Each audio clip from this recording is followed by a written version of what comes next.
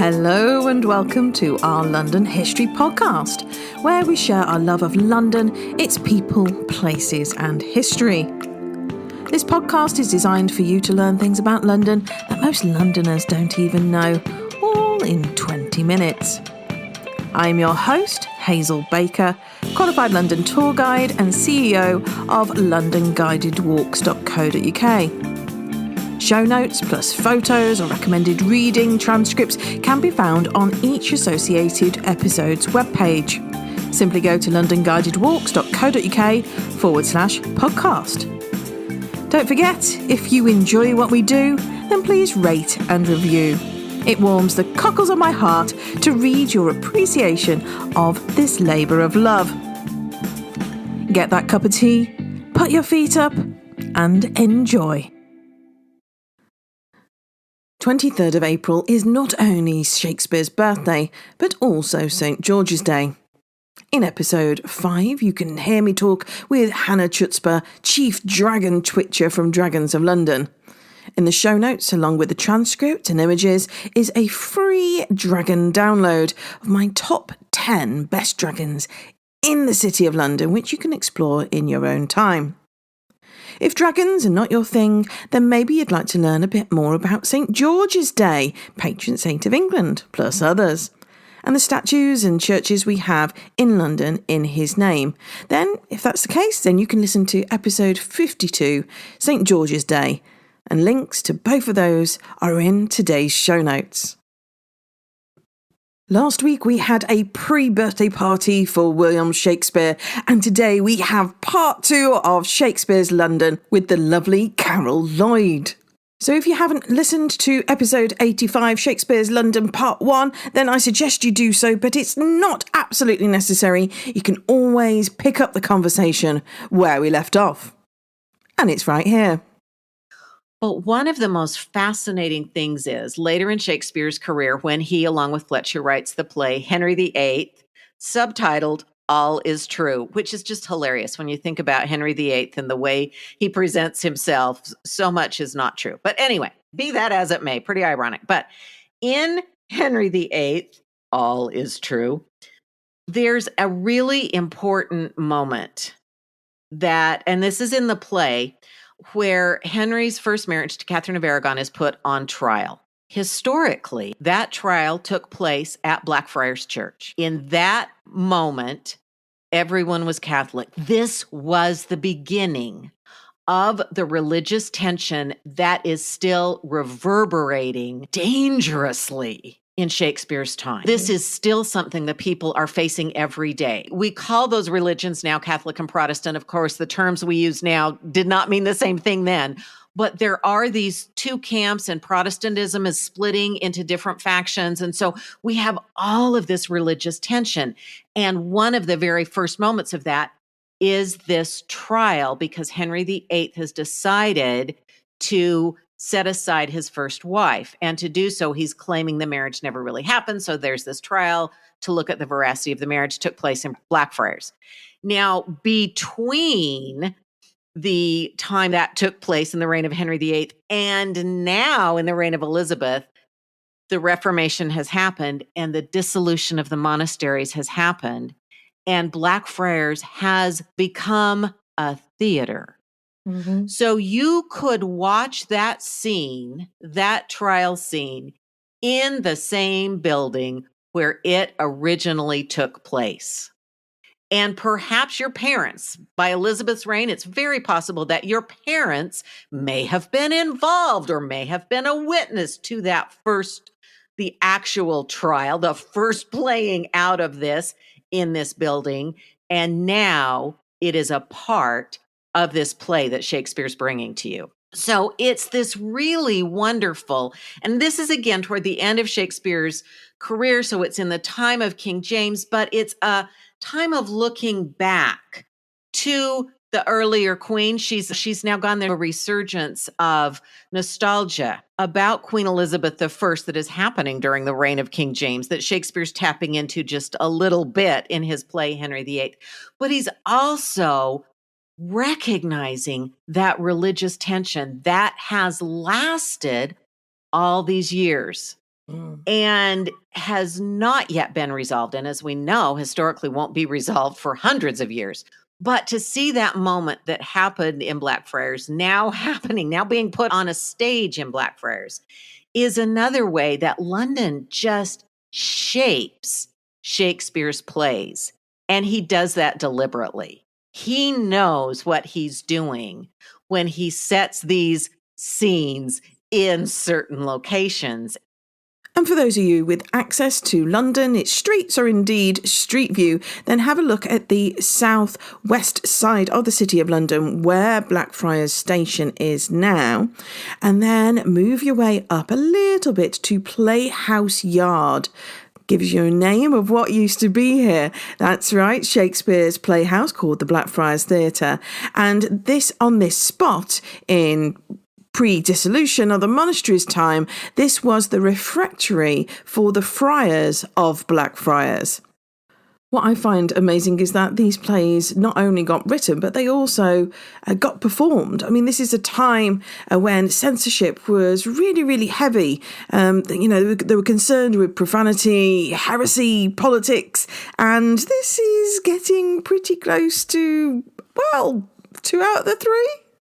And what we often forget now is that the play that we know is not necessarily the original, because of course Shakespeare throughout his career and also his company and other playwrights would have needed to get a licence from the Master of Revels in order to perform and also print the plays. Richard II is a really good example of a play that gets approved and then the censors come back and say, wait a minute, we've decided we don't like this particular scene.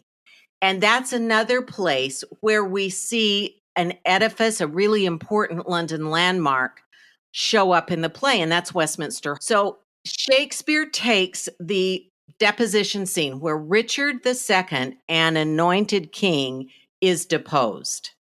Now, one of the really interesting things, if you look at the play Richard II, is that king, who was considered at the time fairly ineffective, is given really beautiful, piercing language. He really is given lyrical, poetic. He speaks in poetry. People around him speak in prose, but he speaks in poetry. It's just an interesting decision.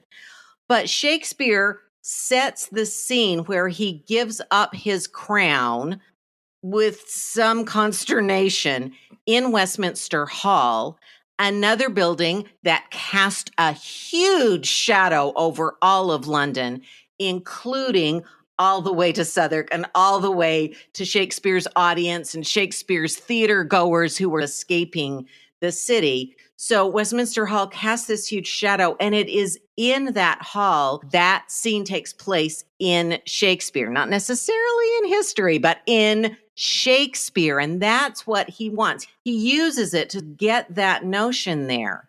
So you see the king, Richard II, talk about how there are 2 buckets, and as his bucket is going down and coming up now empty, Henry Bolingbroke's bucket is coming up full because he is taking power from Richard. And Richard talks about being unkinged. And it's just this amazing language about losing power. Now, that scene is later censored. So after the play was performed later, the censors came back and said, okay, you can keep the rest of it, but that scene is gone. It had been published in quarto. It had to be taken out. You were supposed to take your quarto, which was your small copy, and your quill and strike out that scene. Wow. Because that is not appropriate. We have realized, and Queen Elizabeth has realized, that the deposing of a monarch is something we ought not be putting on stage and looking is okay. Fast forward just a bit. So this is in the 1590s. Plays are performed for a while. They fall out of fashion. It's no longer being performed. And we come up into the early 1601, 1602, and we have the Essex Rebellion. Essex claims he is rebelling against not the Queen herself, but her ministers. But he believes he can rally London around him. And so he orders Shakespeare's company to do a private performance of that play with that scene back in. Ooh. So the king being deposed in Westminster Hall is what he puts on, invites all these people. He's going to use it as a rallying cry that there are times we have to take drastic measures. And that is a very specific step Essex took. Now, we know that Essex failed. His rebellion petered out. The people of London did not come running to him. But Shakespeare's company did get called in, and they were not punished in any way. They were paid to do a performance. It wasn't something that they really lost a lot over. But the Queen Elizabeth is reported to have said to her almoner, "I am Richard II. Know you not that." So that moment in that play in Westminster Hall was so haunting to Elizabeth that she had it censored. But Essex, who knew the Queen very well and may have known what a tipping point that scene was for her, ordered that play that was out of fashion, that play to be produced with that scene. So you really see that there are ways that censorship stops and then things get through anyway. We certainly still have that scene today. Not everybody crossed it out because our copies, and when the first folio was published in 1623, it included that scene. And so it's a very interesting way that the life at the time does continue to show up the politics and the spaces in these really interesting ways.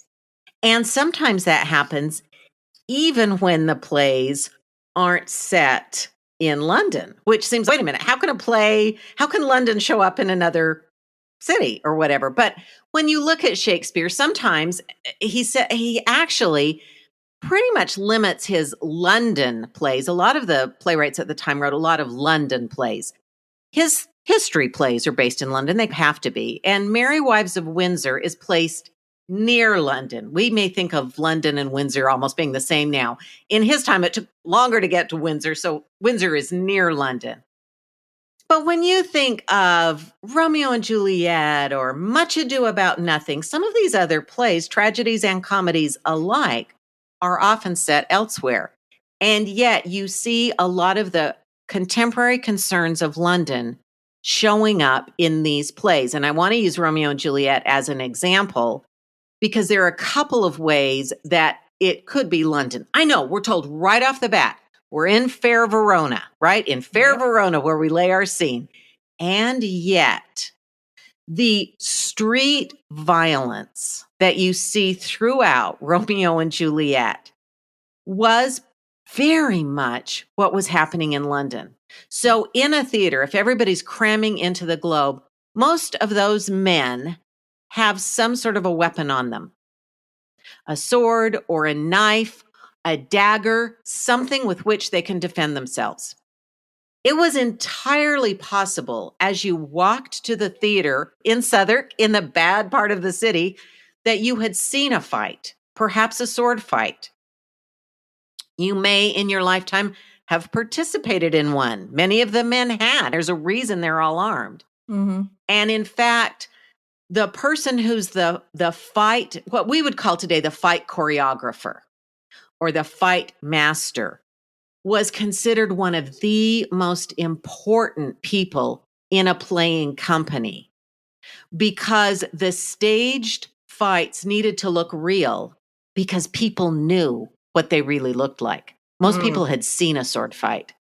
And so they had to look real enough that people didn't say, "Oh, give me a break," because then they won't keep coming to the theater. Remember, his bottom line is not to become famous 400 years later. His bottom line was to make money in his lifetime. So he wants these fights to look real. And fair Verona is full of street fights, just as London was. And that sort of unsettled inability to stop them. And it throughout the play, people are trying various ways to stop all that street fighting, and it doesn't work. Right up to the end, they're stabbing each other. There's a little poison involved too, but mostly people are stabbing each other. Yeah. That's London. That's what's happening throughout London. And the other thing that shows up in Romeo and Juliet that is just a very quiet thread in some of Shakespeare's plays, but it really pops up a few times, is the plague. So remember that the plague keeps rolling through and it'll shut down the theaters and really wreak havoc on the country. And London, as a city, as a gathering place, is particularly vulnerable. The playhouses are especially vulnerable. We find that, and we've experienced some of that, large gatherings and all of that recently. But when there's a sword fight and someone says, a plague on both your houses. Oh, Mercutio. And we hear it. Yes, Mercutio. So I wanted to leave it hanging for a second, but yes, it's Mercutio. So it's this character. No, that's all right. It's a character we care about. It's a character that Romeo cares about. It's a character whose voice matters. And as he's shouting that, we tend to think, and sometimes I work with schools and kids, and they seem to think or tend to think, oh yeah, that means you're both at fault. Okay, you could say you're both at fault, but to say a plague meant something different then. That was a shivery moment. To invoke the plague was a moment that would have given people pause. Yeah. And later in the play, people didn't die of the plague, but because of the plague. So the plague causes a house to be shut up because of contagion. And therefore, the friar can't get the word to Romeo that they've hatched this plan. So Romeo thinks Juliet is really dead, and that spirals into the whole final scene. So because of the plague, it all goes wrong. So the plague is there, and that would have felt so much like London to those theater goers. All of these street fights and the plague weaving its way in these very subtle ways that some of us miss today. But in Shakespeare's time, that would have been a shivery kind of thing throughout that play. So again, London keeps showing up even in fair Verona. So you can really see how important the city was. The city also enabled Shakespeare to hear the voices of all kinds of people, to hear around him. So going to church was required. So you went to church with the people from your neighborhood, and Shakespeare bought a very nice home in Stratford. In London, he rented rooms. So he was surrounded by people all the time who were not like him, who maybe were from another country, who were from another walk of life, who might be a merchant, who might be a sailor who had traveled the world and told all kinds of fanciful stories about different cities. When you look at some of the ways the cities are described in Shakespeare's foreign plays, they sound like stories. It's pretty clear he hasn't been there, because he's got ports in the wrong place and the borders and things are in the wrong place, but it's all about the stories about these cities that he's heard. He's hearing stories all the time. He's hearing all these different voices. He's hearing lawyers talk. He's hearing healers talk, doctors and midwives. He's with these kinds of people in the taverns and where he lives and at church.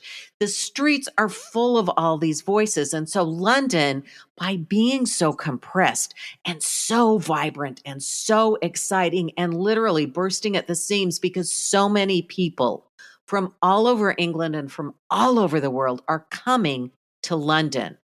And what better place for someone who has this sense of what to do with all these cacophony of voices that he's hearing, how he can use those voices, use the conversations he's overhearing to create these worlds of his plays. And all of that starts with his life in London. I think this is such an exciting way to think about Shakespeare and the reality of this man. Yeah, especially the plague bit. I just had never considered that at all. I had considered the danger of the daggers. If you think of Marlowe and how many stabbings and that you hear are not very different to nowadays, really. But Sadly. the plague, I hadn't really thought about it at all. And that's fascinating. So those things that, again, he wanted to be dealing with what was on people's minds at the time. And one of the ways to get around the censors was to place a very London problem in another country or in another time. And so concerns are placed elsewhere, and it's easy to get through the censors. This is about Italy. Who knows what's happening in Italy? Come on. So that was one way a lot of these issues are very contemporary, but they're placed in other places or other times. But people still want to come and see it. And one of the things, again, at the end of Romeo and Juliet, when there is that bit of a authorial voice at the end, he tells people to go and talk more about these things. And he is regularly making space for people to take on some of these issues, like the plague and violence. Okay, I've set them in Italy, but talk more about these things. And I think that's part of London, too, with everything that's happening. Yeah. And I suppose talking about them also means that you may be talking about the play. And so more people want to go and see it. That's right. That's right. Because we forget, I think, because we know he becomes successful. That was not guaranteed. So he did anything he could to get people paying that penny to get into that theater, to stand there in the globe. The groundlings, that was the biggest percentage of the audience. Get them in there, pack them in. And that's what he was after. He was a man trying to make a living, to buy a nice home for his family. What could be more like us than that? Those are some of our concerns. Be successful in your career, achieve a level where you can feel like, okay, I'm living where I want to be living. I really like this place. I feel successful. And I'm dealing with what's going on with my life and my neighbors and the world around me. Yeah. That's what he was trying to do, because London was such a big part of his life and his plays. It just really shapes it. So I love seeing him that way. How brilliant. Oh, you've got me thinking all differently now. Oh, Carol Anne, thank you. Thank you so much. That was absolutely brilliant. I'm delighted. I'm delighted to have been here and been able to chat with you about it. I hope you've enjoyed our bumper edition, episodes 85 and 86 of Shakespeare's London. What's up next week, I wonder? Tune in to find out. Till next time.